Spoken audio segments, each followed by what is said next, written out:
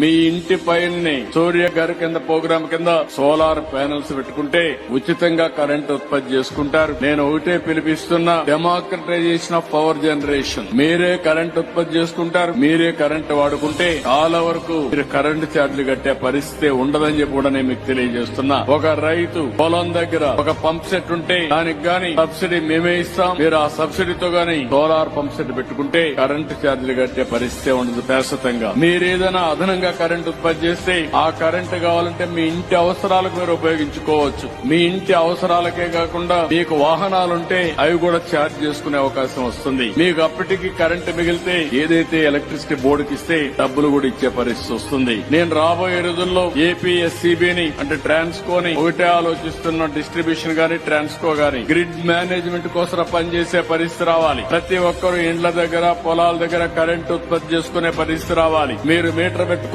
మీరే వాడుకోవచ్చు. మిగిలిన కరెంట్ ఉంటే గ్రిడ్ కి ఇవ్వచ్చు. గ్రిడ్ కి ఇచ్చిన తర్వాత మళ్లీ మీకు అవసరమైతే తిరిగి మీరు తీసుకునే వెసులుబాటు ఇస్తాం. నెలకు మీరు వాడుకోని 500 యూనిట్లు కరెంట్ గాని గ్రిడ్ కి ఇస్తే మళ్లీ ఆ నెలలోనే ఎప్పుడైనా పీక్ సీజన్ లో మీరు వాడుకోవాలంటే తిరిగి మీకు ఇచ్చే పరిస్థితి వస్తుందని చెప్పి కూడా నేను మీకు తెలియజేస్తున్నా.